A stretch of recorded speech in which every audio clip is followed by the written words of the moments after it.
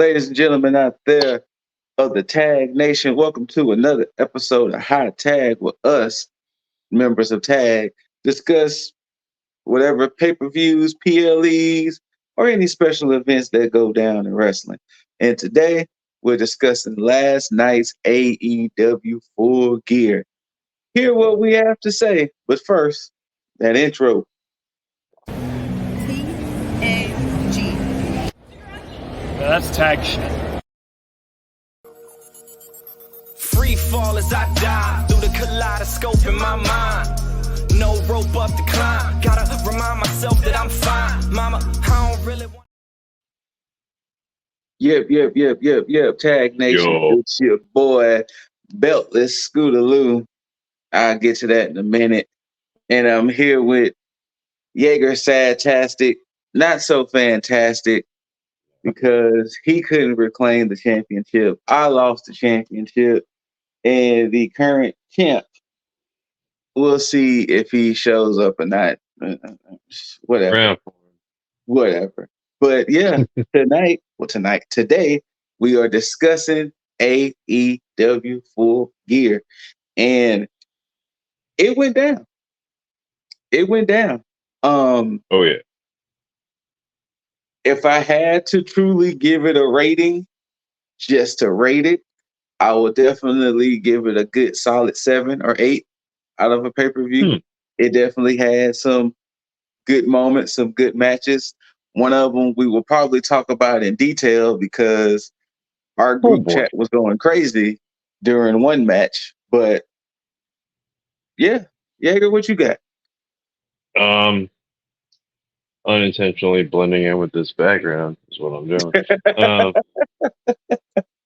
But aside from that, man, this show was a hell of a show.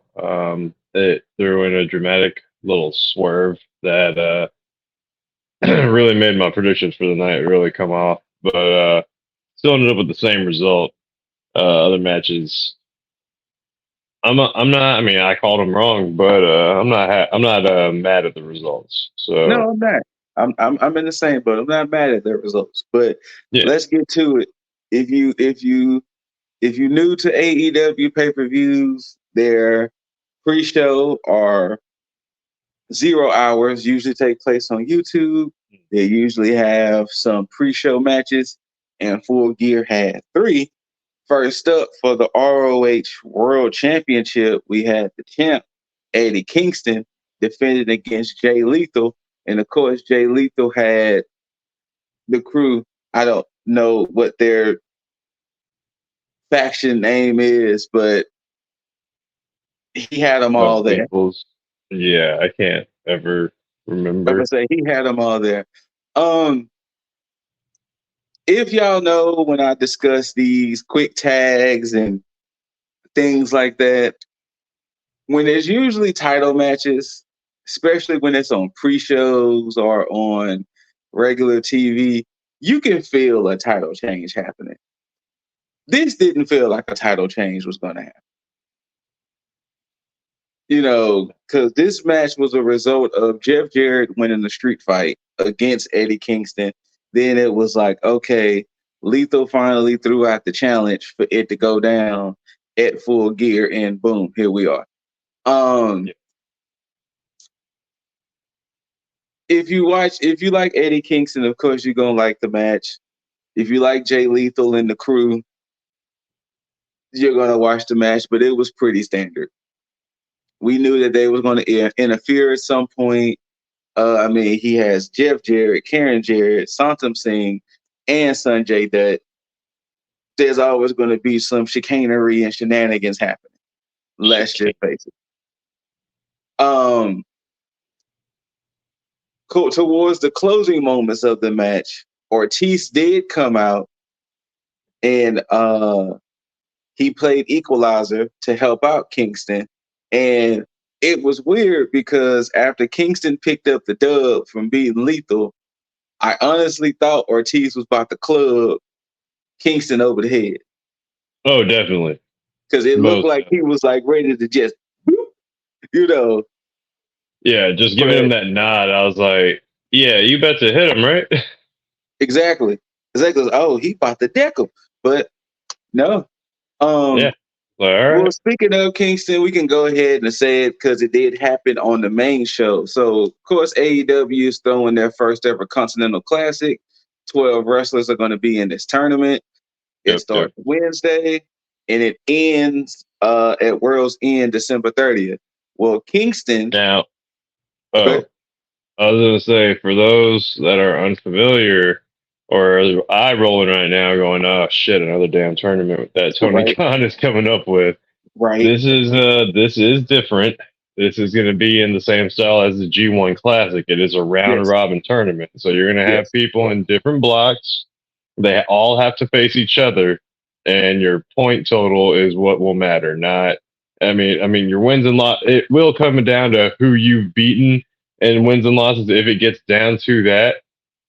But yeah, you go and fight everybody first. This is going to be a long stretch, but Yes. we'll see. We'll see what it all benefits from. If you needed an American example, WWE a la NXT recently did it when they was trying to discover who was going to be Noam Dar's number one contender for the Heritage Cup. They did their own little G1 type where, like Yeager said, everybody wrestled everybody, the points mattered, and blah blah blah. That's kind of like the reduced, dumbed down version of it. So far, we know Eddie Kingston, Bryan Danielson, Mark Briscoe, and I forgot who the fourth. I believe they said 12 total. It's 12 total, but 4 names were announced, and I forgot who the fourth one was. But later in the show, Eddie Kingston upped the stakes. He said, "You know what? I'm a proud champion. I'm a proud defending champion. I got these 2 belts. Let's make this Continental Classic the tournament of tournaments. So every match I'm involved in, I'm defending the ROH championship and the open weight championship as well." So ultimately, whoever wins the Continental Classic all together will just be Triple Crown. They'll be the first tournament winner, ROH champ, and the never open weight champ at the same time. And it was like, damn. Yeah. So what a way to raise the stakes. But like I said, this match was pretty decent. It wasn't nothing too special other than Ortiz coming out helping the homie. The next match, the BCC's Claudio Castagnoli takes on the House of Black's Buddy Matthews. This match came about from Collision on Friday at the Matthews beat Yuta. He was about to attack Yuta with a chair.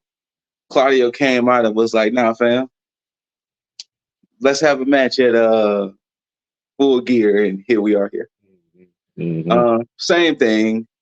It was, you kind of saw who was going to win.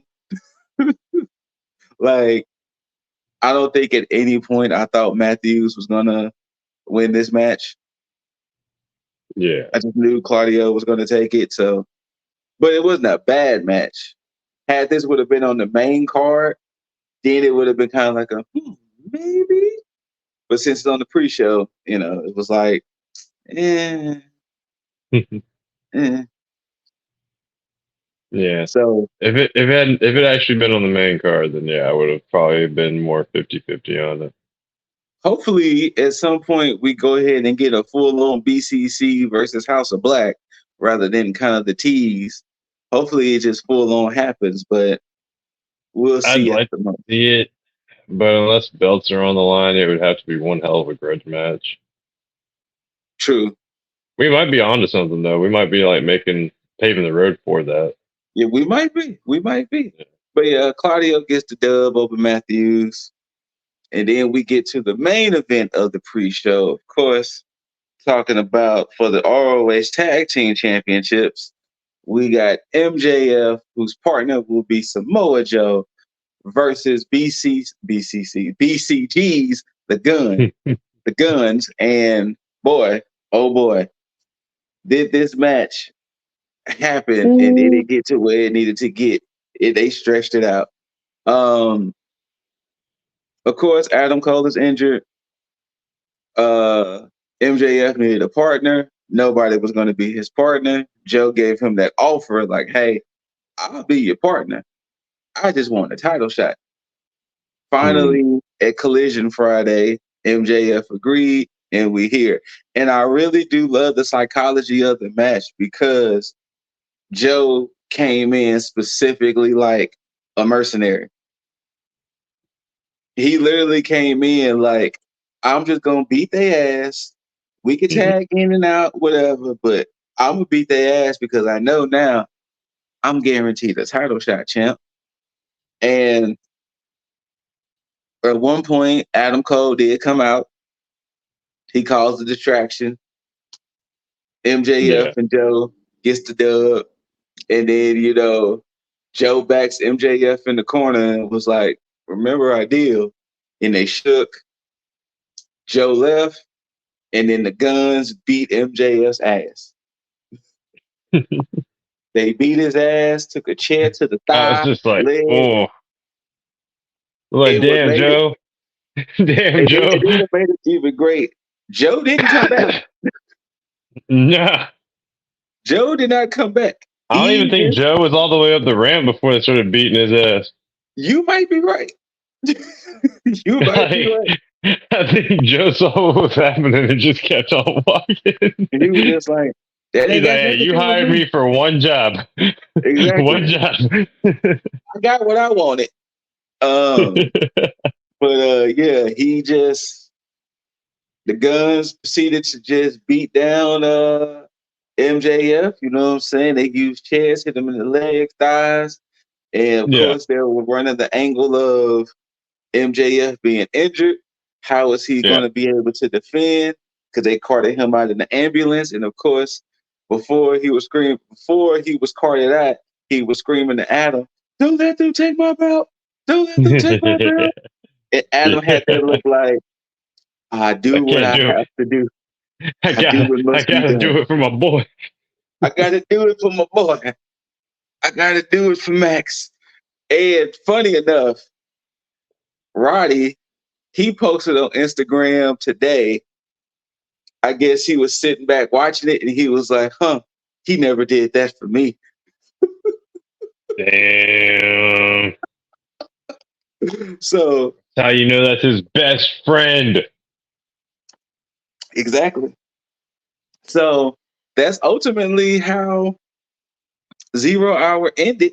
And now we get to the main show, which I think the announcement was after the first match, but we'll get to it. The opening match is Sting, Darby Allin, and the Rated R Superstar Adam Copeland versus the Patriarchy, Christian Cage, Luchasaurus, Nick Wayne. I'm glad this opened the show. Yeah, if it was like in the middle of the night, it would have been it would have taken some wind out of the sails. Yeah, it would definitely would have taken some wind out the sail. This is a good opener. This is honestly like a really good pick for an opener. Shout outs to the Turtleneck God having a turtleneck children's choir humming his song as he came out. That man is savage for that. Like the Turtleneck God, like the fact that this man wrestles in a full turtleneck, sleeveless turtleneck, is just amazing. Sleeveless turtleneck. Then I knew Team Sting was going to win when everybody was in matching gear. Oh yeah, even Copeland had face paint. Dude, so he's only got about 5-6 months left. He's not losing. He's not losing anymore. So like maybe for his very last match for a plot twist, but I don't think he's losing anymore until then. Exactly. Now, right up in here, the predictions was going well. 3 for 3 on the pre-show. Called this one correctly because I want to say LipDizzle was the one who chose the Patriarchy in this match. Yeah, so we were looking all right now. Like this was like 4-0. So everything was looking good. So I was like, okay. But other than that, the match wasn't bad, but we've seen too much of this already. Exactly. We've seen, like, I mean, I hate to reference WWE, but it's almost like that WWE method where we've seen different variations of these leading six up until people. this match. Yeah, so I there think was we've really, even seen this match, but with like less on it. yes. Yeah. So it wasn't like it was just like, we're here. Like, I mean, the only new thing to it, and this is barely a new thing, is Ric Flair. I mean, the Crypt Keeper. I mean, Ric Flair. fam. Bruh. The funny, the craziest part to that was when Christian goes over there to Rick, and Ric Flair is clearly beating up Christian Cage in front of the ref. Yes. And it was like, oh, Ref's so just we can like, just let this go. Okay. yeah. Ref's Okay. just like, Rick, what are you doing, man? Cut that out. He's like, just right here, just watching it. The ref watching, I was like, that's a disqualification, but okay. Again, I have to throw it back to referee discretion is a thing. Right. Right. Because it definitely was referee discretion. I mean, look, man, I wouldn't. You're like 80-something-year-old Ric Flair. You're like, Rick, come on, man. Like, leave him alone. Like, go back over there on your side. Hey, Nick, get over here and get Ric Flair. But Team Sting gets the dub. But hold on. Christian though for the answer back. Oh man, look, when things got real and towards the end of the match, things got real. Christian took the fuck off. He grabbed that TNT championship and deuced. Yeah. He low blowed Ric Flair, accidentally bopped freaking Luchasaurus with the belt, and then took off. And left. He didn't even try to like save the match for his team. He left. No. He left. There was not even that's my bad, Luchasaurus. Like, nah. Like, Christian I don't know was how you already halfway at the hotel by the time this match ended. Yeah. Man was already in the car, looking like Jungle Boy jumping in there. He took off. And then, of course, they celebrated. I want to say it was Darby who grabbed the mic and was like, give it up for Sting. This will be the last time y'all see him in the state of California wrestling. So, that's a give big it up for him. Sting's son was in the audience, so they had a little embrace and everything. So, feel good moment. Kind of like Yeager said, most likely Sting is not losing until Revolution, unless they let him get that final dub. Yeah. Now, the next match definitely came sooner on the card than I expected. For the International Championship, we have the champ, Orange Cassidy, defending against Jon Moxley, and this is their rematch from All Out. Now, this is where we split in differences because Dizzle and I went for Cassidy, Jugs and Yeager went for Mox. Now, my same psychology I had with this match, I had for the Swerve and Hangman match. It was like, okay, Cassidy suffered a defeat at All Out, so he's gonna get his get back. A la Hangman lost at Wrestle Dream, he's gonna get his get back. But with this match, it definitely came earlier on the card than expected because I was like, oh, I thought this was gonna be damn near co-main event. And my thought process was like, Mox was never supposed to drop that belt to begin with. True. So he's going to come in with a vengeance and stomp Cassidy. That actually makes sense. So I can actually see both ways. I can actually see how both of those psychologies would have went. Mox is like, Mox even covered it in his promos. Like, yeah, I was never supposed to have lost that. Like, Yeah. but yeah, I mean, he pretty much said it without saying it. But yeah, he does that, and yeah, I just imagine him coming in with a big ass chip on his shoulder. And when it started off with Orange Cassidy trying to get some moves in, and Mox is just shrugging them off, I'm just like, Right. oh, okay, we're off to a good way. And Yeah. and then multiple orange punches not taking him down. I Like was he just hit him like, with oh, like 10 of them damn near. Like he hit him with a lot of orange punches. yeah. Like I think shit. we needed to do a bonus round just for the orange punches that went on there. But Right. but yeah, man, here you take it away because you're the one that ended up getting the W on this one. But yeah, like Orange Cassidy hit Mox with like 7 to 10 orange punches. Mox wouldn't go down. Then he hit him with the what the beach break at the end of it.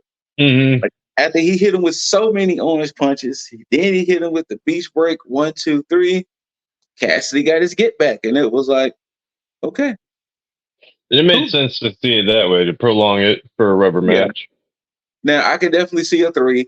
I don't know if it's gonna happen at World's End or not, but I can definitely see a 3. Now, Yeah. the issue I have is also the issue I'm gonna have when we talk about the TBS championship. They gave Cassidy such this legendary run that it's gonna feel awkward for anybody else to have that belt. Because they gave it to Mox. Unfortunately, Mox suffered an injury. Now, I think Mox probably would have, if the whole him getting injured thing didn't happen, I'm pretty sure he probably would have made us sort of forget a little bit that Cassidy had this legendary run. But now that it's back with Cassidy, it's like, are they going to give him such a lengthy run again? Are they going to eventually give it back to Mox? Like, Or what's somebody going to just gonna be the stomp. Somebody's got to run them over in order to like make their run look good. Like even yeah, like start off good. Like you can't like you either have to have like a Brian Danielson versus Zack Sabre Jr. type of match with Orange yeah, Cassidy, or you got to have somebody just run over Orange Cassidy. yes? Like, it's You going to can't have to have be the most anywhere in the middle. squashed. Anywhere in the middle is going to be like a boring champ, like Yes, from the jump. I mean, but yes. You are absolutely correct. It's definitely going to have to be a situation where it's either going to have to just be just a bar burner of a match, or they just came in and just ran through Cassidy in like 2 minutes flat. It's like, damn, like, damn. yeah, So you are absolutely exactly. correct on that one. I could see. But We'll see. We'll see. I don't even know who the hell could come up for him. But yeah. OC retains. We'll see what happens because, of course, a little friction was still there because Mhm. Cassie's crew of Hook and Beretta comes out. Yuta and was it just Yuta or was it Yuta and Claudio? I think it's Claudio too. Yuta bumped into Hook and Hook was ready to square up. And it was Yeah. like, oh, okay. But they separated, cooler heads prevailed, and we'll see. I'm pretty sure we're gonna get Hook and Yuta on Oh yeah. Dynamite, Rampage, or Collision soon. It's got to happen soon. Like this week. But where we skipped at first, I think after the first match, Tony Schiavone comes to say he had to make an announcement, and he was about to announce that officially Jay White was gonna be champion since MJF was in the hospital. Cole comes out and was like, "Hey, no, that's not gonna happen. I am going to defend my boy's belt." And then Switchblade was like, "Really? You're gonna defend MJF's belt in the state you're in? Cool." Yeah, the Matter of usual fact, reaction to somebody else defending for him is like, "What the fuck? Nah, this is bullshit. You can't do this." No, Jay White started laughing. matter of fact, he was like, "Look, funny enough, the gear I'm wearing is the gear I beat you in. That's cool. I'm down for it. Let's do this." Yeah. I can't remember where it fell in the card either, but we can go ahead and discuss it. They did announce AEW had a new signing. Actually, it was later on in the card, but this is All right, we where can get there. things went off the rails because with bonus points. And the newest signee turned out to be Will Ospreay, and it was like, Fucking lit. that damn Dizzle. But But the out of funny nowhere enough, prediction. things was pretty much in my way up until now. Up around this time, I was in the lead. Things was looking good, but I will tell you when things took a turn for the worse. The next match, Golden Jet.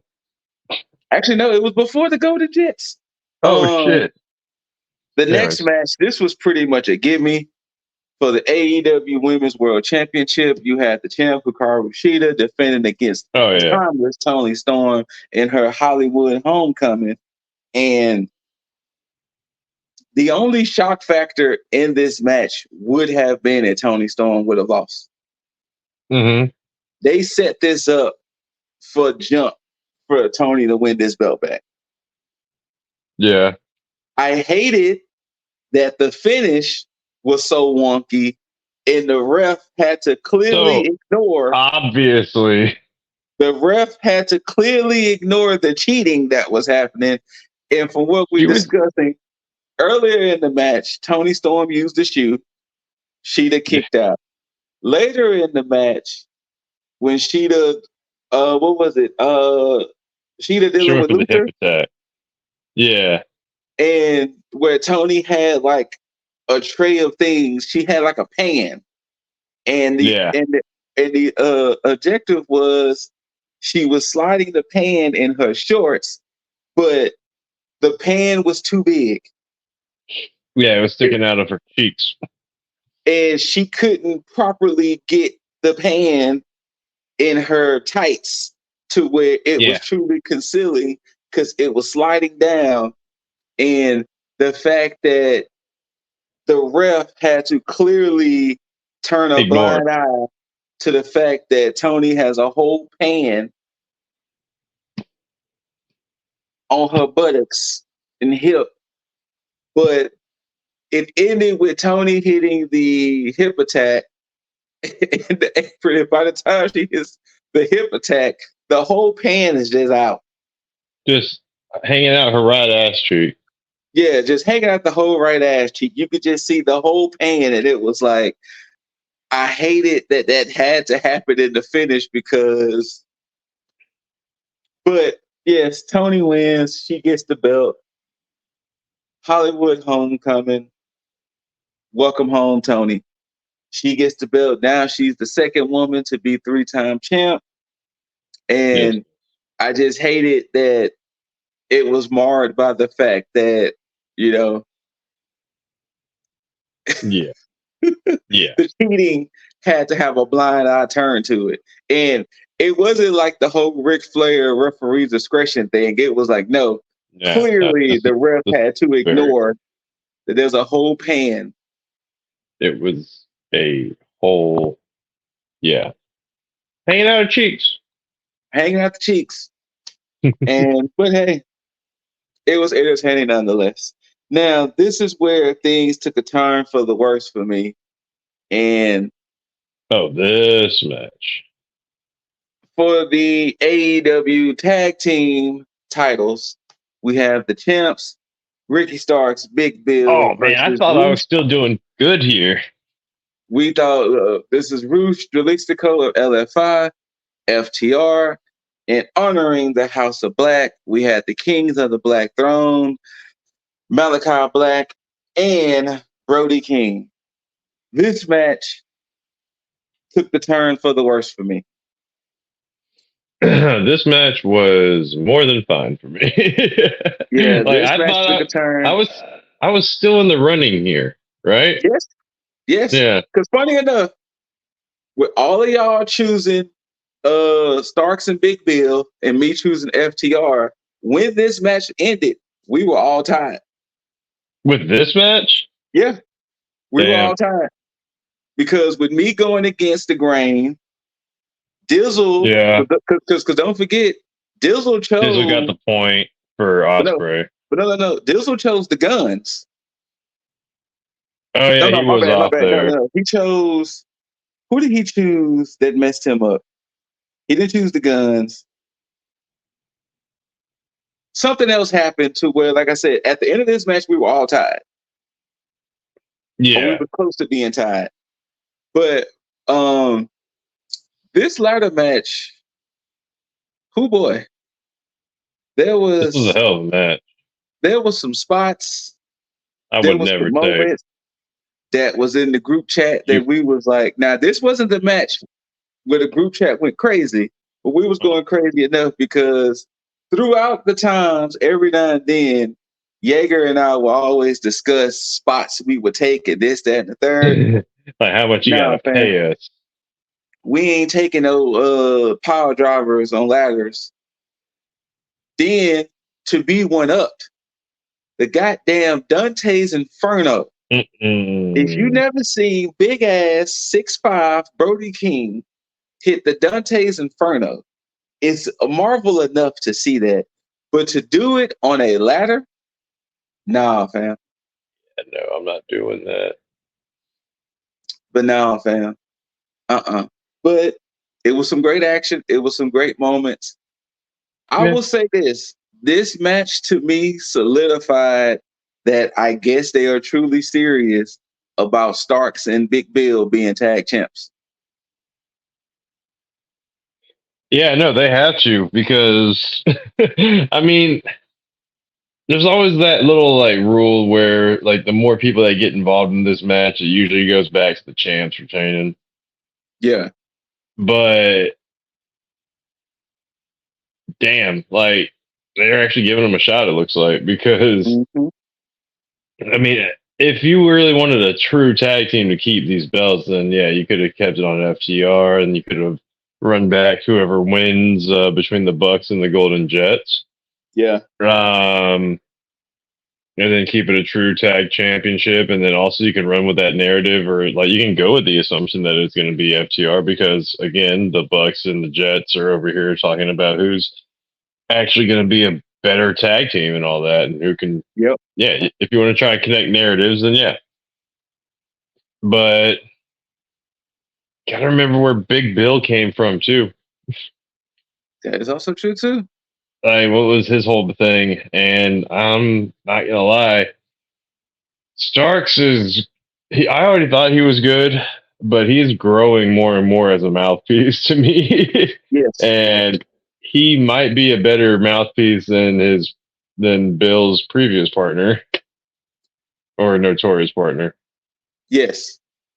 As far as keeping things like within the realm. I shouldn't. Yes. Yeah. Coherent or within the realm. Like his real one tried to he got out there sometimes. He did. Yeah. But going on from there, yeah, man, this is. See, at the same time, they're very serious. I hate what they try to do with Starks and what they try to do with LA Knight.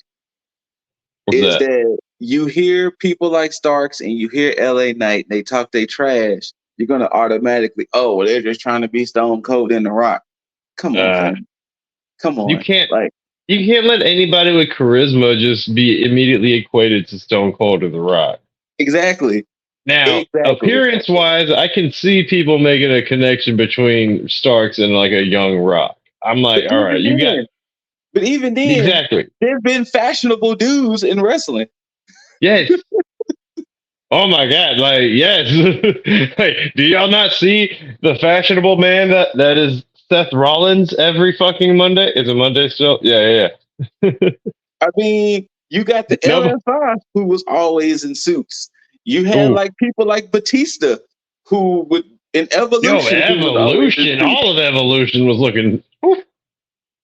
So there's always been fashionable people in wrestling.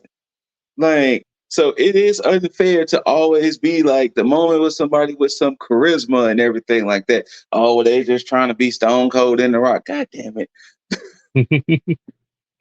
Like, no, stop running promos on each other, trying to tear each other down. Just do your thing. But, yeah, it was a good match. solid. It was a really good match. Plenty of spots I would not take. So yeah, always a good match then in that regard. One of the things I will say, and I want to know this, like in retrospect, do Okay. wrestlers tend to get a little pay bump for specialty matches? What you mean by like specialty matches? Like for instance, you had normal wrestling matches on here, but then you also had ladder matches and death matches. Do they get like a little pay bump for doing these specialty matches? And from specialty matches, you're going to have specialty spots. I'm not gonna lie, man. If you don't, then it just doesn't feel right. Right? It really doesn't. I agree. If you don't, then it just doesn't feel right. If you're a wrestler and you're not getting paid a little something extra for doing a Texas death match, especially with maybe Hangman Page or Swerve Strickland, yeah, you're getting robbed. I'm just gonna say it. You're getting robbed. I 1000% agree. But Big Bill, Ricky Starks retain, and we will let you know who their opponents. Well, who the opponents that they know at some point will have to face coming up soon. But this next match, and this is now I get to explain my point about with the International Championship. TBS Championship, Chris Statlander defends against Julia Hart and Sky Blue. I know this is an old graphic. Okay. So first things first, let's just call first thing first. What is Sky Blue's character now? To be determined. Because it seems like this is her new evolution, and they want her to be spooky or spooky-esque, but they didn't have her join up with Julia Hart. She tried. That is true. She tried to shake her hand. Then the contrasting size of the women, because you have Chris Statlander and these two women, and it was just like, boy, this is a true David versus Goliath match. Stat's very much the oversized opponent compared to the two of them. That's not to say anything to Stat. That's just like the physical descriptions here. She's just the bigger person. Let's just be honest. Now this is what I was talking about, because they mentioned it, but they did say a name. So they did say Statlander was on defense 16, while the previous champ had 25 defenses. And I was like, you gonna say the name? Which they did. Yeah. But it's fine. This is the issue I have with the TBS championship, kind of like with the international championship. Jade Cargill had a very memorable run because it was tied to her unbeaten streak and everything. Mm-hmm. So you had Statlander take it, and if we're really being honest, Statlander pretty much wrestled some of the same people Cargill wrestled. Mm-hmm. Mm-hmm. So it was like, yeah, it's cool for Statlander to get that belt and this, that, and the third, but it was like, she's not really doing nothing with it. So, yes, also. yeah. But, yeah, so during this match, it was some great back and forth action. You know, you did have Julia Hart and Sky Blue trying to, you know, how to defeat the bigger opponent, and of course, you know, themselves, you know, fighting with themselves. But the finish was actually pretty damn good. I can appreciate Statlander hitting the Saturday Night Fever on Sky, and then Julia comes up. Nope. Yeah, that was honestly the best way for Julia to end up getting that. I 1000% agree. I'm here for the level up that Sky Blue did, whatever the hell that is, where she threw off the hat and then put on the crown. Yes. We're very clearly going to be getting some kind of feud between Sky Blue and Julia Hart, in my opinion. or maybe a union. Who knows? Maybe it'll be like I cannot remember the two women that are on NXT. Not to cross brand here, but the Well now they on SmackDown. Isla oh Dawn yeah, and yeah, Kaylee Ray. Aladon and Kayla. Yeah. I'm Wait, sorry, Alba Fire. Alba yeah, Fire is Alba her name now. Fire and Aladon, right? Yes, I forgot Yeah. Kaylee Ray is now Alba Fire. Uh, So yes, Isla Dawn and Alba Fire. Yes, Isla and Alba. That's what we're going with. yes. Actually, Okay. you know what? I can see them end up doing it that way to where they do a unholy partnership type situation. I can see it. But yeah, so Julia We'll see Hart, what Dark Blue wants to do now. right? But yeah, so Julia Hart is now your TBS champion. And from Julia Hart winning, the whole House of Black was on this card, which was Yeah. like, okay, cool. Now, the next match, I halfway want to talk about it last. You know what? Fuck it. The next match, we'll talk about it last because that should have been the damn near main event. Yeah, I said It it. was definitely a sleeper. I'll definitely agree with that. But the next match, since we're going to skip the next match after that had to follow the carnage of the match before. But Wait, what was the point differential here? Lip took over okay, here. so Yeah. at this time, Lip took over. at this time, Dizzle was up. Like he was Oh yeah, he was no, he up. was up. Yeah, he was Yeah, up he by was. the. There was no way for anybody to come back Yeah. from the way he was up. But the next match, because like I said, we're gonna talk about that match last. We got the Golden Jets versus the Young Bucks. The Young Bucks are defending their number one contendership, but if the Bucks win, the Golden Jets have to disband. So that's what's on the line at this match. It all happened because the Bucks was a little jealous, a little upset at the fact that Kenny is, chilling with Jericho, and I thought he was our friend. yeah, he's supposed to be our friend. What happened to the Elite? Did you just forget about us? Blah blah blah. We could have helped you with the Don Callis problem. Now, in this match here, the name I just said is the reason why I thought the Young Bucks was going to win. Don Callis. Yeah, yes, Don Callis was on commentary, but you couldn't tell me that he wasn't going to have some member of the family to interfere. Oh no, never. So that's the only reason why I picked the Bucks to win this, because I just knew Don Callis was going to play a role into the Golden Jets losing. I was figuring that exactly that. I was thinking worst case scenario that the Bucks actually joined Don Callis, Oh shit, I didn't even think about that aspect. That would have been wild. That would have been so wild. I was like, damn, like they could actually do that. I mean, as soon as Callis showed up, I thought that this was just going to be a grudge match like they did the Golden Lovers versus the Bucks back in New Japan.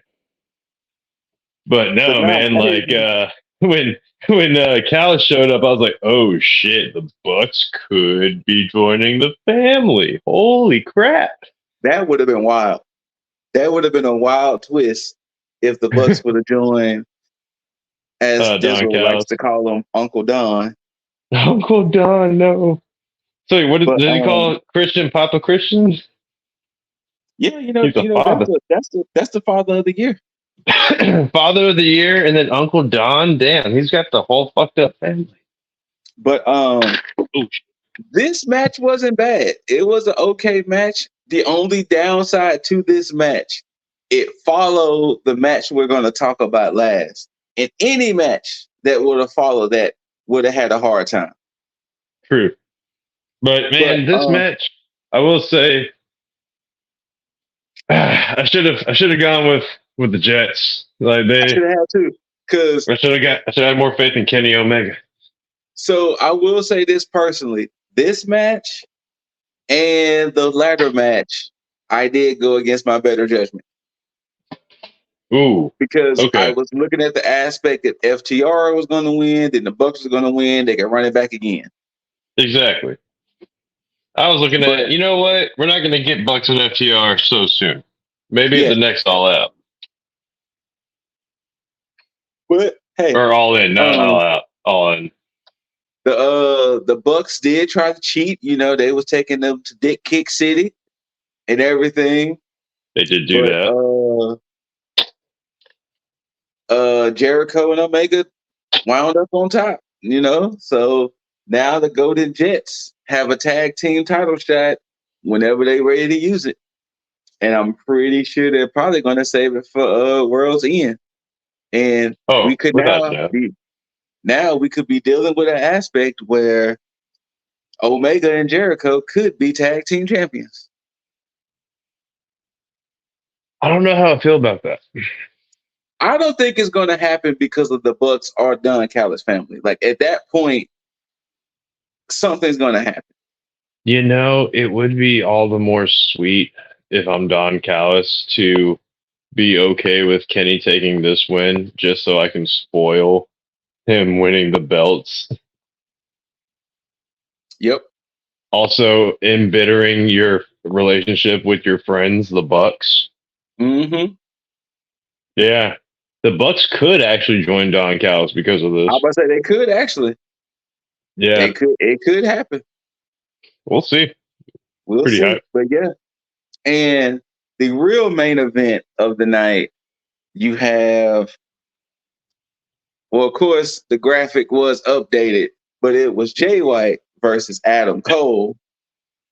And literally, Jay White comes out, you know, Adam Cole comes out, and he was so-called ready to fight. Like Oh, come on. gonna. Let's give the Switchblade and BCG a little more comedic credit You're than right. that, man. You're right. You're absolutely right. Because Jay White, you know what? I'm gonna go on a tiny rant when we're really done, but Jay White deserved better. He Adam Cole hobbled his ass down to the ring on the crutches with the boot. And then here comes the Bullet Club Gold with Jay White just limping. Limping their guns up, just hobbling. Like, oh shit, how am I doing it? And Cole was ready to defend until he heard the ambulance back in. And with a taped up thigh and a hobble, MJF shows back up and he was like, I got this. I'm Didn't going to you defend call my it own pretty belt. much him driving that damn thing? Yes.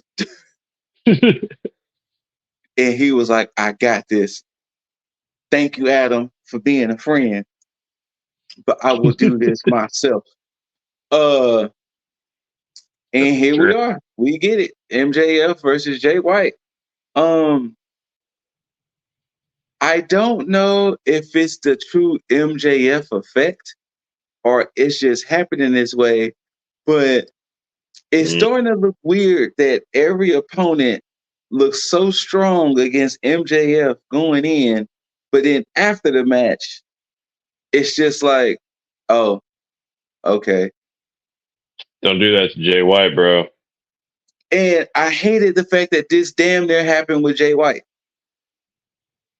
Because I hated the aspect of the Guns trying to injure MJF just for injured MJF to come out on top. Yeah. They was better off just letting MJF be 100% or 100% adjacent. But or better yet, put all that whooping on them like during the match. Yes, that would have even been better. Doing it during the match, not so much to where, you know, the whole hospital angle and all of that. Just so, but I mean, at the same time, just to like give more. You had Adam Cole out there who was trying to help, but ended up causing more harm than good. Yes, which I get it. We're all being currently roped into the thought of who the hell is the devil.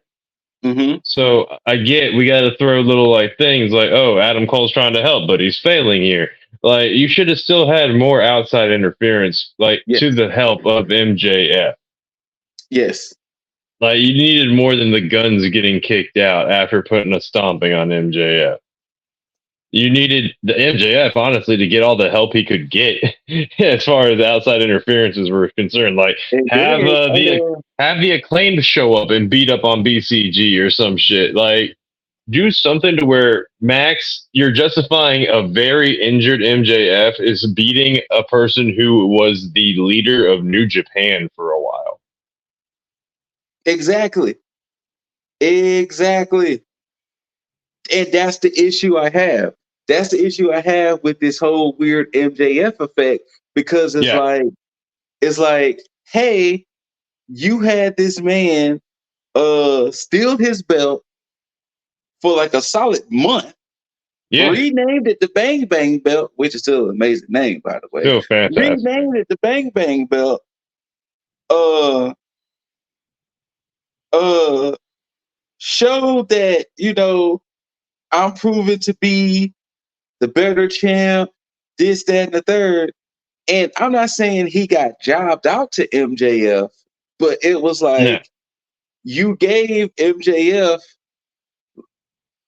a crutch, and Jay White basically looked kind of weak for it. Yeah.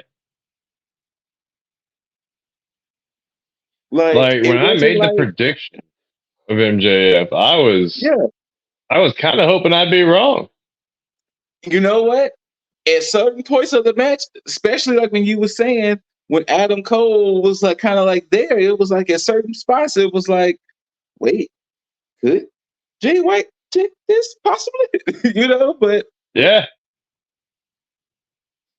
Like no. honestly, everything was like if you were just tuning into this show like yesterday, chilling at your friend's house or some shit. If you watch the lead up to this, you're over here thinking, "Oh shit, Jay White's got this in the bag." Yes. I mean, and everybody else that knows what pro wrestling is like, yeah, it's pro wrestling. You're still going to see a fight, but everything else should have gotten Jay White this W. Yes. Like, I'm not saying that AEW did a disservice to him because let's just be fair. The American side, like over here, they don't really know what Jay White's about or what Jay White has done. But for everybody else within international, Jay White was like Triple H with Evolution because Bullet Club was like that shit. Like Gato was essentially Eric Bischoff constantly like they had the whole thing down. Like that shit was on lock. Bullet Club ran shit for a minute while Jay White was running the shit. Yeah. And it's just really weird. It's a little bit of a disservice to know like if you already know about that, watching him take this L to yet again MJF defending his belt while injured. Yes. These are perfect. Yet again, MJF pulling double duty. Yeah. Like, stop building this man up to be Superman against, well, honestly, really established teams. Yes. Yes. He did it against the Dark Order when they were starting to come back up. He did it against fucking Aussie Open when they were the freaking title holders. No, I'm sorry. Well, they've been title holders before. It's silly. Stop doing this to MJF. He doesn't need the prop up anymore. You're making other people come down. And because then now you're looking at it as now, okay, so we know for sure Wardlow is coming out to MJF, and we know Samoa Joe has a guaranteed title shot. Yes. So I highly doubt, even though they should, I highly doubt they pulled the trigger on Joe getting the belt off of MJF. But I'm telling you, I will throw something at the TV if they build this up for Wardlow to take the belt off of MJF. And I'm 100% saying this, and I truly mean this. At this moment in time, I do not think Wardlow will make a good world champion. He hasn't been on TV enough, And that's it. or at least not made enough of a notable presence where he's been on this camera. Now, if he causes MJF to lose the title, Yeah, I'm fine with that. But Wardlow is world champion, I'm not gonna like that. nah. Wardlow causing the demise of MJF in some regard. Yeah, honestly, now that we're talking about it, I could definitely be okay with whenever Adam Cole does turn on MJF if Wardlow's the guy helping him. Yeah. But with this match, MJF does find a way to retain. Now, The breeze what on the also switchblade. right now, what also made this match, especially the ending, so weird was that there was roughly about 6-7 minutes left on the show, Yeah. and they drew out. They just stretched the aspect of MJF winning. Like, in all honesty, the way it was looking, I thought Adam Cole was going to be like, "Ha, I didn't need these crutches. Ha, I'm walking Yeah. regular." Oh man, I was ready for him to throw the crutches down, take the Me boot too. off, I was ready hop for that to around. throw the crutches down, to be like, "Huh, this injury this whole time wasn't that bad. I just didn't want to be on your side, Max." But Yeah. we didn't even get the devil sighting. We didn't even get a picture of the devil. Nah. We didn't get a betrayal. We didn't get anything. And it was like, huh. So that was the ending. Like, it just, and then like, I even like how they tried to even tweak the aspect of would things have been different if Juice Robinson would have been there too. And it's like, no, it would have just been, more people for MJF to just beat up on. Yeah, I didn't really care for the. I didn't care for the slight on Juice Robinson, but at the same time, it's like, damn, like I don't know. You're talking to a guy who's a fan of Juice, though. Yes. But like, why did they say Juice wasn't there to begin with? So the only thing that I can think of is, I'm assuming they were running at the aspect of MJF beating the shit out of Juice on Collision. Okay.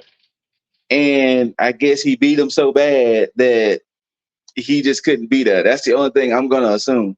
Like, they didn't really say anything of why Juice wasn't there, but I'm going to assume it had to do with that he took a beating on Collision.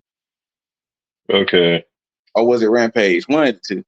One of the two. No, because remember, Collision and Rampage were like a 3-hour long show. Yeah, no, I'm saying like it was one of the two of the shows where the scuffle happened. I can't remember if it was on Collision or Rampage. You know what? Let's add that to the point. MJF went up against Juice the night before, then went up against the rest of the Bullet Club Gold. Yeah, he had a whole scuffle with them, and they beat his ass. And he still ended up walking away with the belt. Like I said, it was fine for him to walk out tag champ because he at least had Samoa Joe. Yeah. He didn't even have Joe in the main event. He only just had Joe for that tag team match. And it was like, okay. And don't get me wrong, I'm fine with them making MJF look good and look strong, but to what detriment? Because now, if we're truly looking at it, right? Yeah. Where does BCG go from here? I have no idea. That's what's bugging the fuck out of me right now with it. Like they need to actually start winning gold because they don't have any right now, do they? Yeah. Like, where does BCG truly go from here? Because like, you had this month-long feud with MJF and his belts. Nothing truly came of it now. So most likely MJF is going to move on to his next opponents. So what does that do with BCG? Doesn't do shit for him. Like all this was built just to like keep MJF up, and that's kind of annoying that it's like that it shows up more and more like that.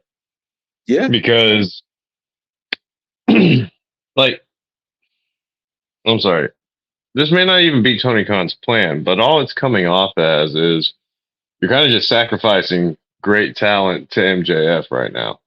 Yes. Like if I don't know if I can say this with 100% confidence, but if it wasn't MJF with the belt, I think it would have been Jay White to be winning this. I can see that. With the storyline being built up anywhere else, like, come on, you tormented this man holding his own belt for a month. Like, you Yes. don't have like a Like, storyline built up like that without the cash out of, well, yeah, the bad guy won here. That's how you build like a great like redemption arc or something, or like a great story to, I don't know, have the champ come back looking better. That's when you like that kind of a story is a story that you run when the champ's starting to get sour. Like MJF isn't soured yet on his run, no. but they still ran the shit anyway. I don't know. But It's yeah. it is what it is. All right. So, but yeah, since we rearranged the card, at this point, the points were so far gone. Oof. It was even bonus points or anything could have happened. LipDizzle was already going to be the new predictions champ. He took the belt off of me, and I think he's now 7-time champ. Yeah, I think he's 7-time Oof. champ. Um, of course, now he has a short window because we have Survivor Series Sunday, Mm-hmm. and That's where he's gonna lose. if he happens to survive, no pun intended, Survivor Series, then he has NXT Deadline, and if he survives Deadline, we all know December 30th, AEW has the final pay-per-view of the year with World's End, and boy, that would be interesting at World's End for any one of us four, because whoever wins that will for sure walk into 2024 as champ. But we have one more match to talk about. And to be honest, this was my real main event of the night. We have It's definitely the a sleeper. Texas death match between Hangman Adam Page, Swerve Strickland, and this is their rematch from Wrestle Dream. And how did we get here? Swerve beat Hangman at Wrestle Dream using Nana's crown. Hangman was like, if it wasn't for Nana, you wouldn't have beat me, this, that, and the third. Got a point. They started trading shots back and forth. At one point, Hangman and the Bucks won the ROH 6-man championships from the Gates of Agony and Brian Cage. Mm-hmm. Of course, the Gates of Agony and Brian Cage got it back because of the feud and the hatred between Hangman and Swerve. Swerve broke into Hangman's house, cut a promo over the baby crib, put a t-shirt in the baby crib and everything. Funny enough, I love how they were talking about the break-in as if people were there. You could clearly tell that the house was empty. Oh yeah. You could clearly tell that the house was empty. But should have added some dramatic effect. Had the wife been there too, Yes. So when they announced that this match was going to happen, they upped the ante and made it a Texas death match. Then they had the aspect of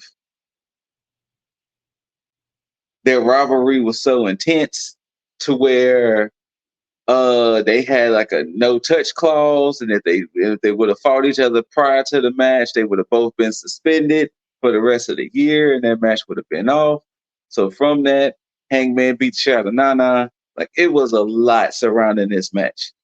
And that was funny enough, shit when you beat the shit out of Nana though. Funny enough, when this match happened, I figured this was going to be my match of the night. because they put on a damn good match at Wrestle Dream. So I figured personally, okay, you're putting Texas Deathmatch rules to it.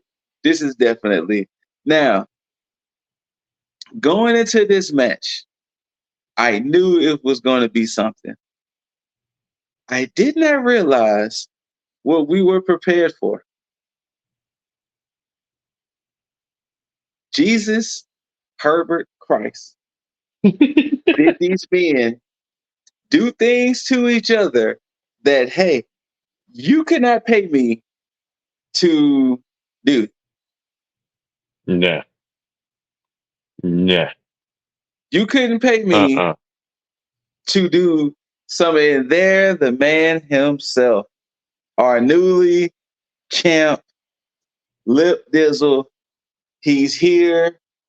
And just like a true champion, he comes in when we talk about our final match of the night, because we saved this match to talk about last. But wait, hold up. welcome we can't even hear him. You know. Hold up. You said last match. So that means you talked about the main event already.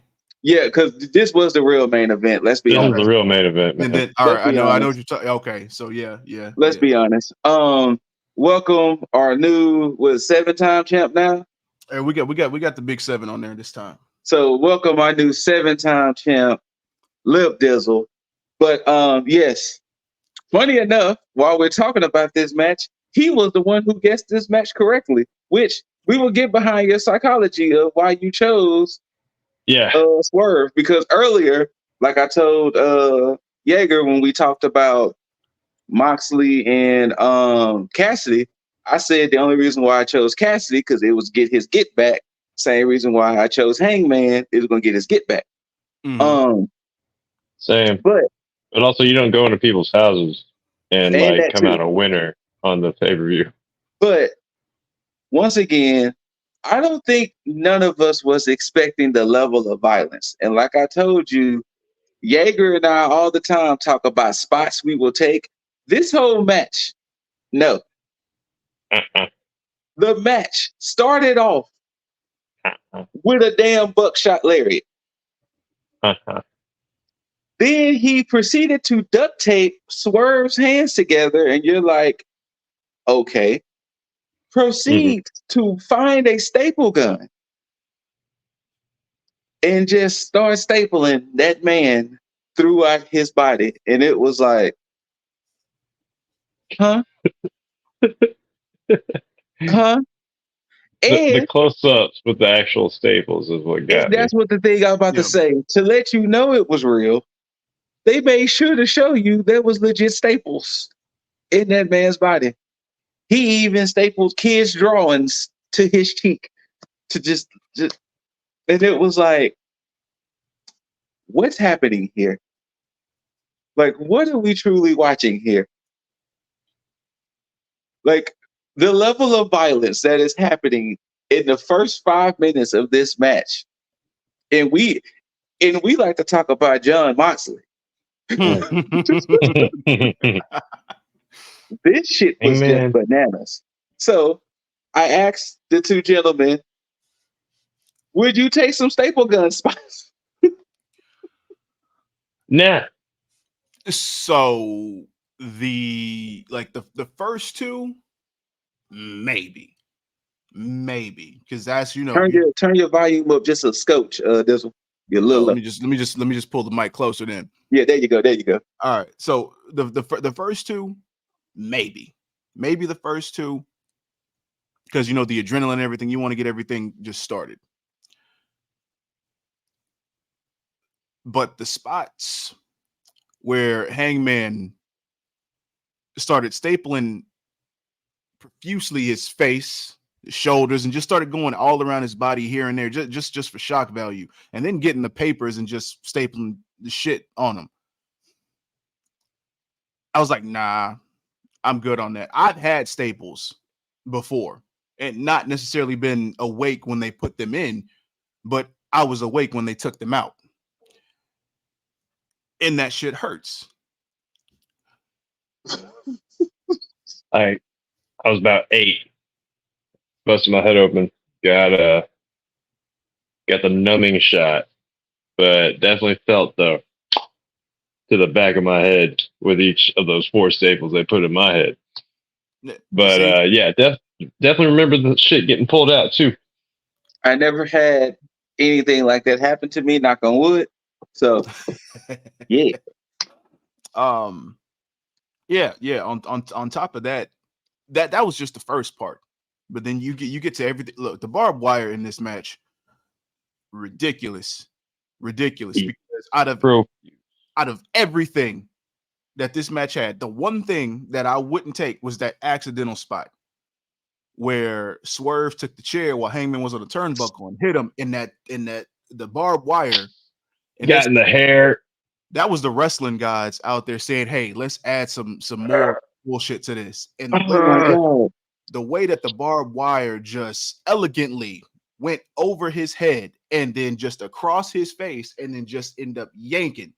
It wasn't meant to happen, but that shit made for a good, horribly beautiful cringe moment for me. And then, of course, also the one spot that was also getting pulled from Instagram. At one point, Swerve just bleeding. Hangman goes under Swerve and started catching his blood in his mouth, and it was like, what the fuck are we watching? Then proceeded to Triple H spit it, and that too. I think it was the amount of time that he stayed under there with the blood just running into his mouth. Yeah, and he's over here just like no, dude, no. Like this whole match was literally a match full of nah. Now, I was having a conversation with the missus, and we was talking about different match types we would have, and this and the third.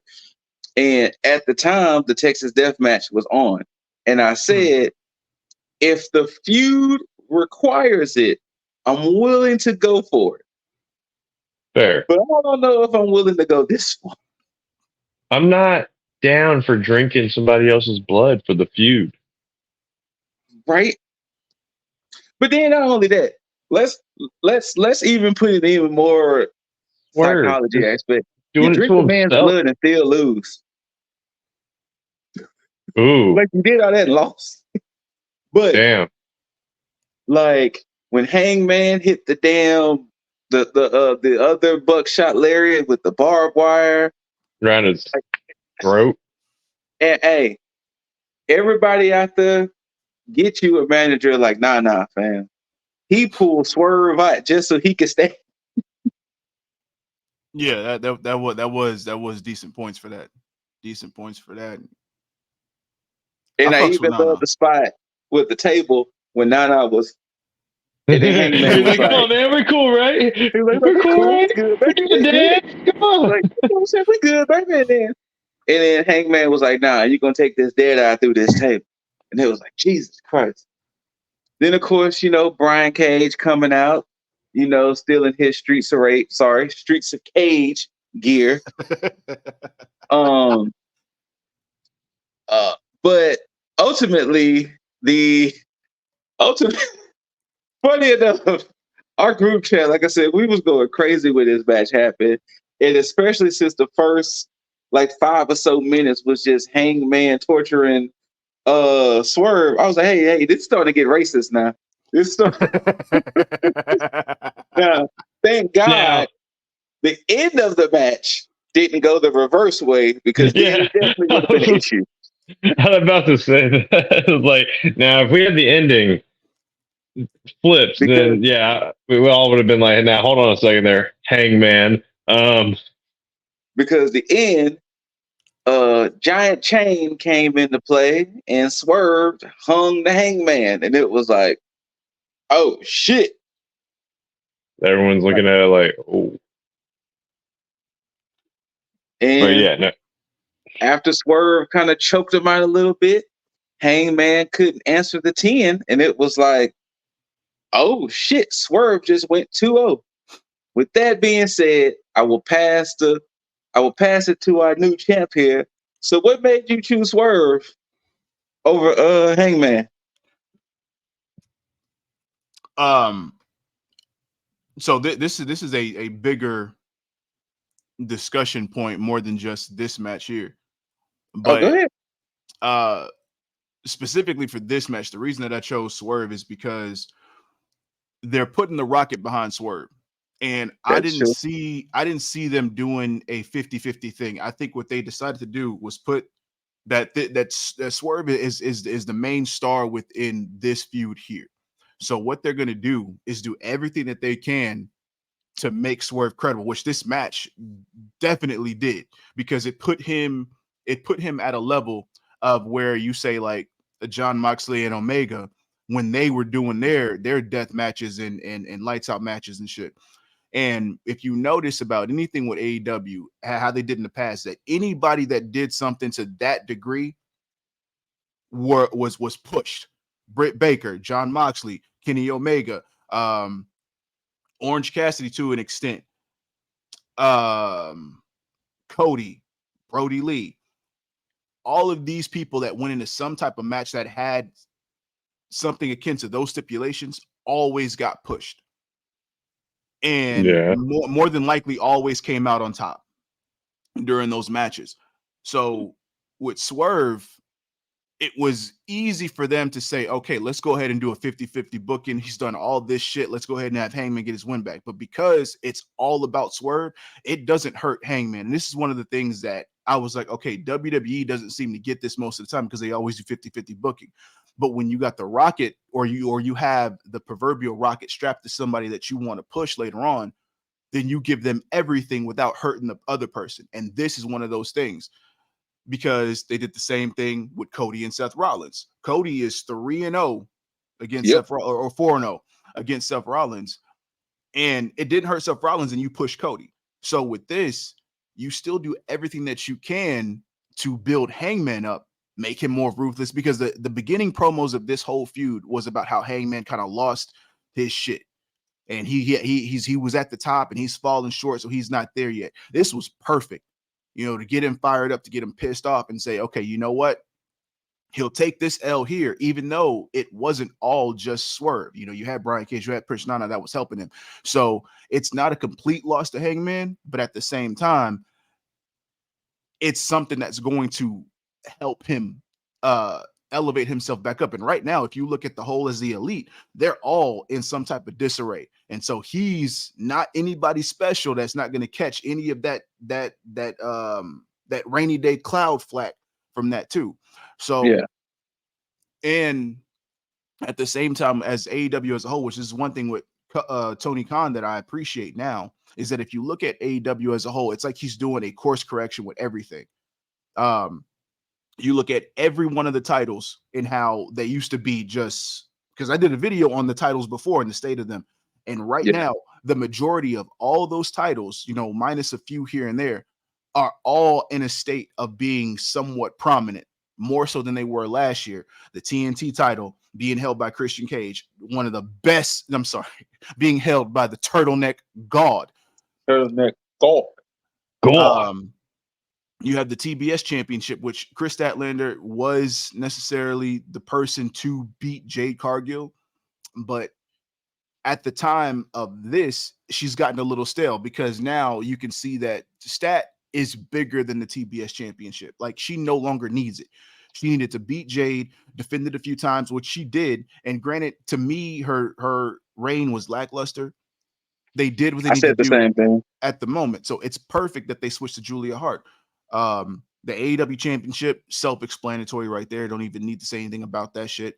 The AEW women's championship, they have it on somebody who does deserve it with her direction that she's gone. Shout out to Tony Storm. But my whole thing with Sheeta, we'll get to that at some other time. The tag titles, the trios titles, everything is on point. So if you look at all of these pay-per-views so far, Tony Khan has been setting up everything to where it's like, okay, I need to make sure that this side is taken care of. We need to make sure that we got everybody lined up for here. This that is going on, we're good here. So we got these guys lined up to come in for this. And it's like everything has a purpose now. And so when I looked at Swerve and Hangman, I was like, okay, Swerve is supposed to be their top guy. And he said one thing that was very, very telling in one of his promos. And he's like, I want to be the first black AEW champion. That's going to happen for Swerve. It may I not can see happen. that. It may not happen now, but what they're doing at this point is building him up so that way when he does compete, nobody's going to be surprised. And you can see that if you look at any social media after this match, everybody is praising this match. And even if you look at the media scrum and MJF talking about this match the way that he did, it's already said and done at this point, and they've done their job. So that's why I picked Swerve. Okay, that makes sense because, like I said, I picked him. I went the opposite way because the get back aspect, But Jesus, the violence, the passion, and kind of like what we said earlier, I felt bad for the Golden Jets versus the Young Bucks because it was like we got to follow that. Mm-hmm. Well, they did what they needed to do on that one because I wasn't looking forward to that match anyway, and I think they needed that palate cleanser between Hangman and Swerve and the main event. But Yeah. But yeah, Swerve gets the dub over Hangman, and I guess we'll see where this goes. We'll see if the feud goes any further. We'll see if Hangman is just like, you know what? I just don't know what to do now. I done lost twice to this man, all that, but we shall see. Now, with that being said, since our champ came later, in all the other matches, is there anything you wanted to go back and kind of speak on or get your thoughts and feelings? Not as far as the entire card, but as far as a few things here and there. Mox and Orange, that's one of the things that I forgot to mention before. That's I was gonna pick Mox at first because it seemed simple to do that, but they're at least gonna do this 50-50 because they're building up that feud for this title with these two. And I think that's one of their ways of building this title up. Because they're building this up the way that the Intercontinental title was built up in WWE/F, more so than the TNT title. Because to me, the TNT title is more akin to the television championship in WCW. Yeah. And sorry, Sheeta. Go ahead. She deserved better than that. Now, and like I said in our chat, it was the right call and the wrong call at the same time. I felt like if you were going to put the title on Sheeta, then you shouldn't have put her up against Toni Storm, or you should have gave her the win. They should have never gave that belt to Saraya. That too. Or if you were going to give it to her, then have her hold it up until the point where, because Toni Storm would have made more sense to take it off of Saraya if this was the case. But to have Sheeta in this whole thing where she becomes transitional champ, all to get to the point where she's semi-transitional because she lasted a bit longer this time, but she's just gotten the short end of the stick when it comes to the AEW Women's Championship picture. Outside of her first run. I think that's mainly it. All right, shout out to Julia Hart. Yeager and I discussed it at length. How do you feel about the booking with MJF, Bullet Club Gold, Jay White? Because we felt that they're booking MJF a little too strong. And Jay White for sure. Okay. And from that, it kind of made Jay White look a little weak, especially with MJF being weakened. Of course, he loses. Then it was like, well, where does BCG even go from here? So, what was your thoughts with how everything turned out with the main event with Cole, Cole, MJF, and Switchblade? Okay, I was so hopped up on the Swerve and Hangman match that anything after that kind of just went shit. I was the same way. Like, I can So tell you this for a fact. I really didn't pay attention too much to the Golden Jets versus the Bucks. Ooh, same. I paid ooh, attention to God. like the second half of it because Yeah, it was like the second yes. half I paid attention. But yeah, I liked all the back and forth little shit, like low blow shots at each other. Yeah. Um so yeah, and I'm glad you brought that up in particular. This goes all the way back to when we talked about MJF defending the ROH tag team titles in the 0 hour at Wrestle Dream. hmm Yeah, And we made the same comments then yeah, against where the righteous.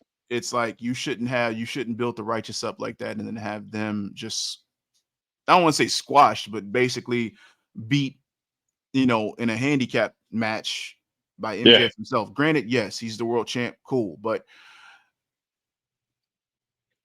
now is at the time, especially with last night, I'm more so now thinking that the Guns should have taken those titles, because yeah, if you get a fire up MJF who is like, I want my baby back. I want the Triple B back.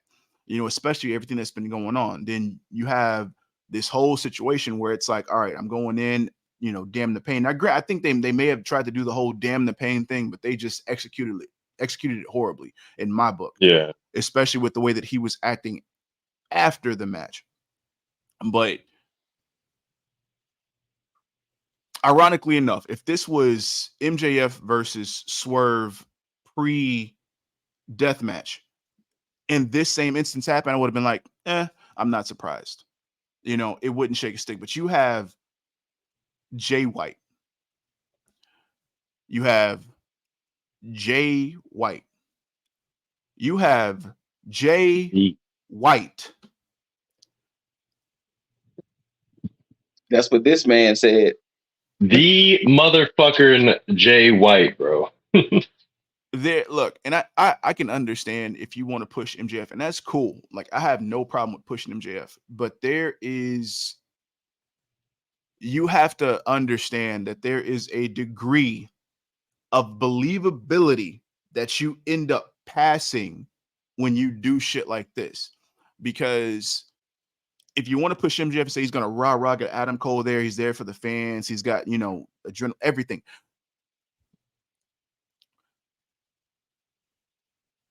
If you're in there with somebody who is a killer like Jay White, somebody who is good at this shit, you can't go in there like a wounded deer, because that's it.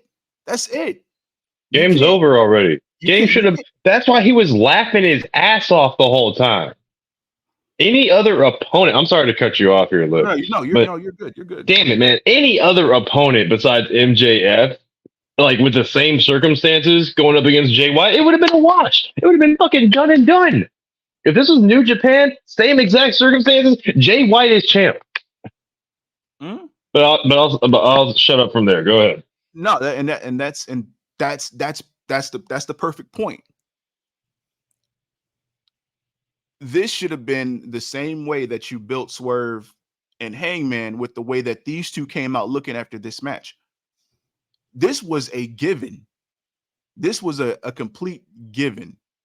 If you were gonna throw this whole Adam Cole, because I feel like this shit was like just pieced together at like the last minute. Just like, oh, you know what? Hey, Cole's here. Let's go ahead and just add this shit here. Because up to the point of the match, I was sitting here like, yo, this is a nice little step that they're adding. They're going ahead and add more fuel to this storyline. So go ahead and let's pull on heartstrings. Let's get Cole in there and get Cole beat down to shit and do something with this. But you didn't. There was no devil that showed up. There was nothing more to this storyline here. You didn't have anything with Wardlow, anybody that was after, MJF this entire time. Nothing elevated the story outside of this, which is why this was probably the only blemish that I had over the entire show. Hmm. was that this part kind of went off like a wet fart in a sense. And I don't think it was fair for as good as the show was for this to be the one thing that you end off on. Like, it's cool to have MJF stand tall. I have nothing against that, but it's the way that the sandwich was built up until the point to where you decided to toast it. You know, it's like, cool, the sandwich looks all right, it's presentable, but if you think about how the shit was made, it's like, I mean, it looked good, but I don't like the way you put this together. It's like, no, they built up the perfect sandwich. Just the final step, like you said, it's just they toasted it last. So they toasted everything in there. So now it doesn't taste as good as it could have. Yeah. Adam Cole being hurt the way that he got hurt messed up Tony Khan in a way. Yeah. Because I feel like Tony Khan really wanted to tell this specific story. And so Oh, normally, no, you know what? I can't say normally because he does this a lot, where he'll want to tell something happens. If there's an audible, he doesn't know how to call the audible. He doesn't know how to he doesn't know how to NXT black and gold Triple H this shit. Because anytime something happened within NXT, he would always course correct like that. And then, okay, we're going with this person, because he always had something lined up just in case something happened. Khan wanted to tell something so bad, and I hope that he gets to tell his story, especially to this extent now that we're here. I was about to say, this rate, he has to tell his story, and it has to pay off at this point. If it doesn't pay off, we're like, this is what you kept all these belts on MJF for. This is why we didn't get Jay White as a champ. This is why we didn't get BCG. Yeah, and that's part of the issue too, is because I said at first, I was like, they have about a few more weeks, more so to a month to get those titles off of MJF and Cole and figure out what they're going to do. And granted, I will give them props for the fact that they kind of made me eat my words a little bit with this MJF face turn. They committed to it, and it actually has paid off to an extent, and I'm fine with that. But again, there's still my belt. There's still a fine line that they're playing with here.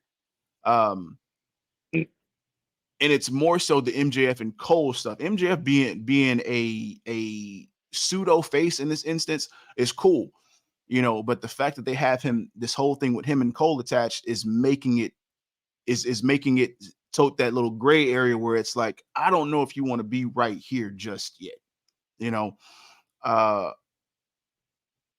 This is why Jay White. It's like, because you have a good thing going with BCG on Collision, basically holding down that show, and more so now holding down part of Dynamite as well. But then not only that too, but then MJF himself can say he beat all 4 members. Yeah. In a weekend. Like, he took out Juice on Collision. On Friday. Did he beat the Guns in the tag match? And Jay White all in the same night. Then he could say a few weeks ago he beat Juice again for the Dynamite Dozen ring. So it's like, shit. Yeah. That's why I was gonna pick the Guns initially, because I was like, well, I know Jay's gonna lose this, so the only thing you can do is at least give them a win in some capacity, But yeah, anything that was frustrating, man. Yeah, it's not good. It's not good in my eyes, just in this aspect of it. Cole getting hurt it a lot, and I think that they should have just left this story alone. They should have just let it go at that point. Because if you once you find out, okay, he's going to be out for this amount of time, all right, well then we got to do something else. You still got to played with it. Go ahead. How long do we have? I believe he is probably, I think at the most like 4 weeks out. A whole Yeah. month. Yeah. He could get sooner, but it's You like could have shelved this. You could have shelved this storyline for 4 months. Like, you could have just had MJF drop the belt to, who was it before Jay White? Honestly, you could have done it with Jay White, and then once Cole was like healthy, not like fresh off the freaking reserve list, but like once Cole had maybe been a month in action, you can run this story back again. well, that's You part can of the honestly problem. make the story better too, because then you're gonna just strengthen the bond. Like, they've overcome injury and all this shit just to like get back at Jay White here. Well, that's You could have part of the problem. you could have made MJF like super injured here tonight, taken the L to Jay, let BCG run rampant. They're out of commission for like a good month or two, then they come back. Damn. Khan didn't want to do that. He didn't want to do that because again, that's part of his storytelling problem, and it's also timing. That's the problem. He overcommit. MJF is also up for his contract expiration. Mm-hmm. And so there is a specific story. And now I have my own theories as far as this whole World's End thing. I'm pretty sure it's my foil, my tinfoil cap shit. And it's like, the title of it, World's End. I had said last night about MJF's world's crashing around him, due to his past. And I feel like World's End is going to be the point where everything kind of culminates into everything that's been going on. And we get the return of Phil Brooks. Khan didn't want that. He didn't want to let off the gas on that because it's like, I've been waiting to tell this story here. We've always been talking about the Bin War 2024, and we're at the cusp of this. We're here. And then Cole gets hurt, and it's just like, well, fuck. That timing right there is like, but you know what? I wrote this story. I've MJF is Superman now. So it's like, fuck it. Go ahead and pull that John Cena card out real quick. Yep. Real. Yeah. And but no, go ahead. No, you're good. Who the fuck is the devil? I just told you. Because because you have a good like, that's a solid guess that the internet is behind that. I'm over here thinking that it's Cole, but then this guy over here said Britt, or was that you? No, that was Scoot. That was Scoot. That was you too. Like, that was you too. Crazy. Britt is a hell of a turn. If it's Britt this whole time, where the fuck has she been? Exactly. That was my reason. It's like, where the fuck she been at? Yeah. And then, of course, if we're going off of one Phil Brooks Instagram with him posting his double promo, so either he could show up back at the AEW or possibly at Survivor Series since it's in Chicago. We'll know on Sunday if it's going to be Survivor Series. So, but we'll see. Yeah. But I'm telling you this whole thing with the devil situation, and if this doesn't play out perfectly and this shit gets hit out the park, because see, the issue with that whole devil situation is they attacked Jay White, they attacked the Acclaim. Then it's like, okay, it's gonna have to make sense now. Like, who are these people that's been attacking people who so-called been? Because now it would only make sense if the devil person potentially attacked Samoa Joe.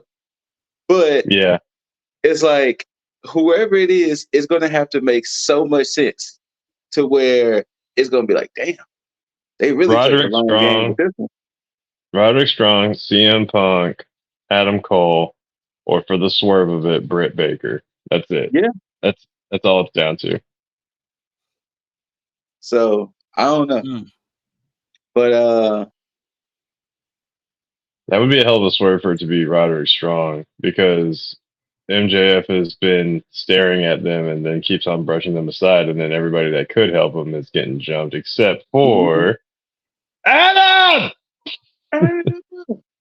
Shout out to Next Strong Roddy, man. Next Strong Roddy.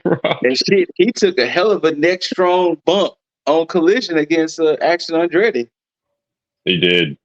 God damn. I like how Chris Jericho still mentions that Action Andretti beat him. Right? Like he still gives him this man a plug even now. I mean, yeah, I think it's over for Mr. Andretti. I think like I mean, they tried to push it, but I don't. Yeah. I think it's the name, man.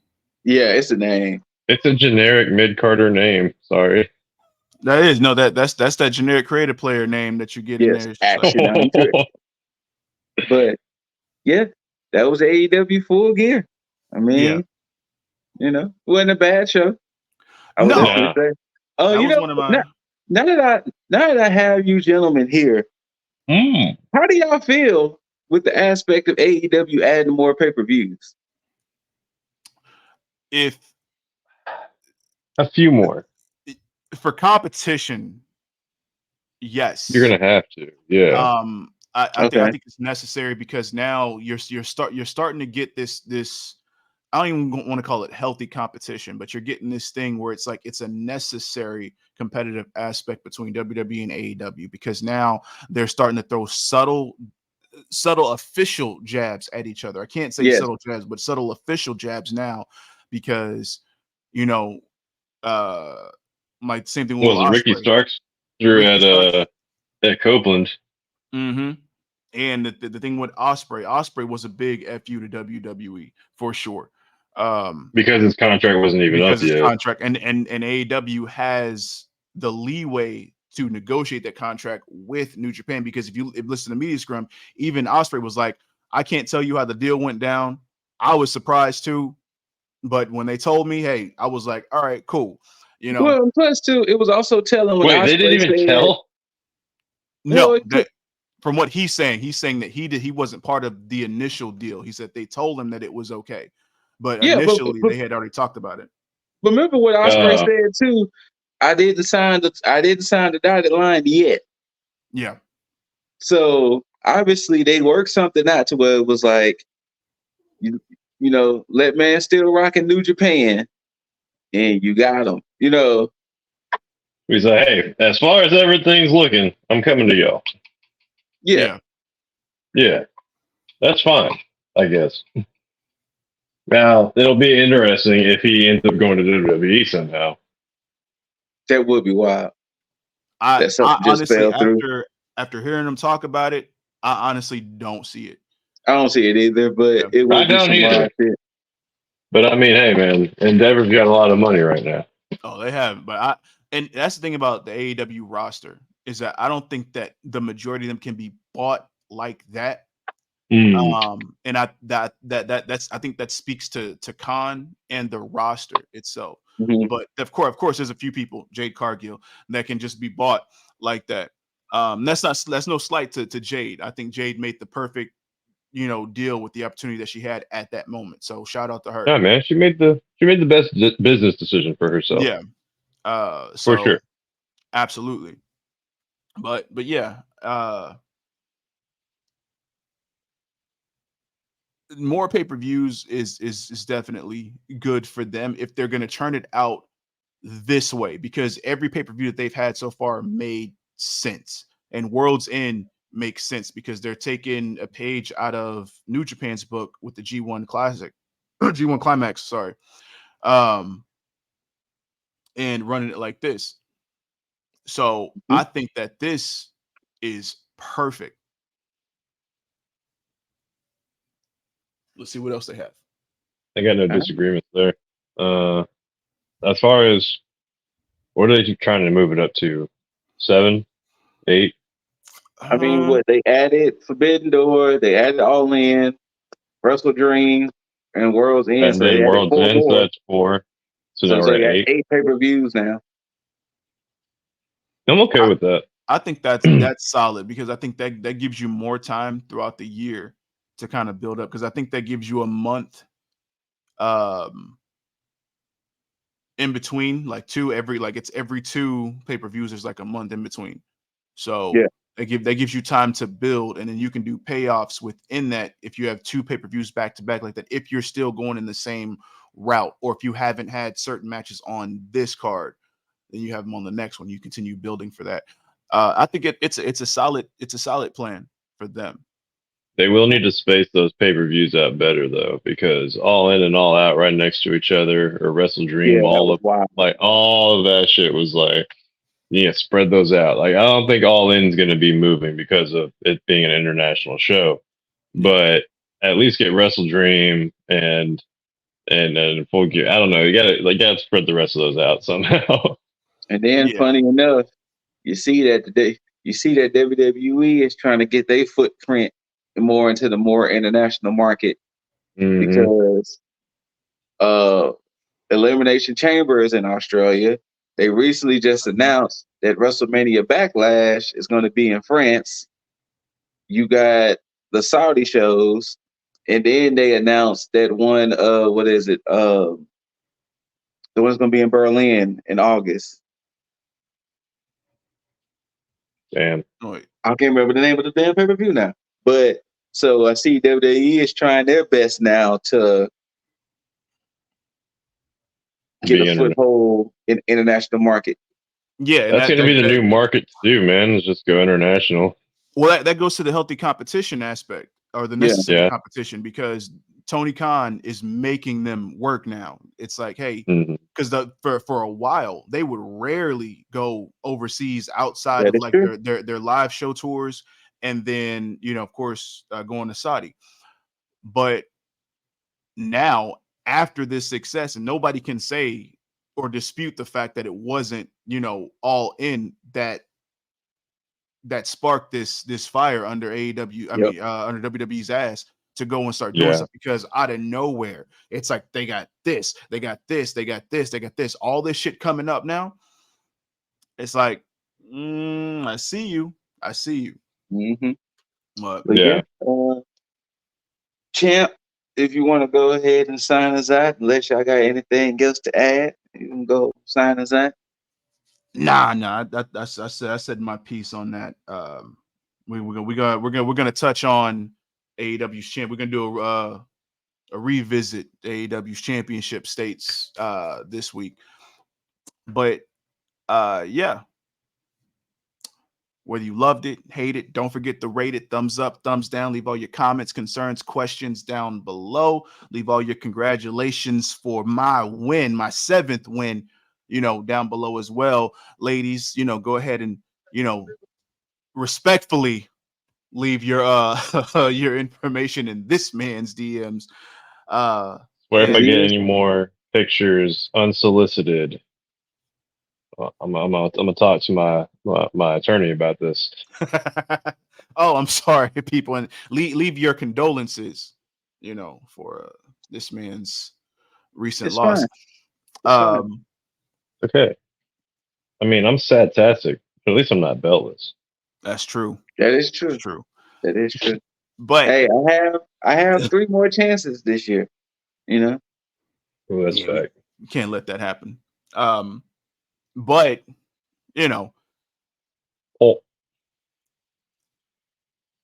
make sure, people, that outside of all of this, because you see us here, you tag that mother effing subscribe button, hit that notification bell. But as we always say, until you see these handsome faces and hear these immaculate voices, we bid you all adieu. And as I warm up this hand for the nice too sweet with that bada bam, we bid you all adieu. And until next time, you beautiful, beautiful, beautiful mother effers, tag the fucketh out.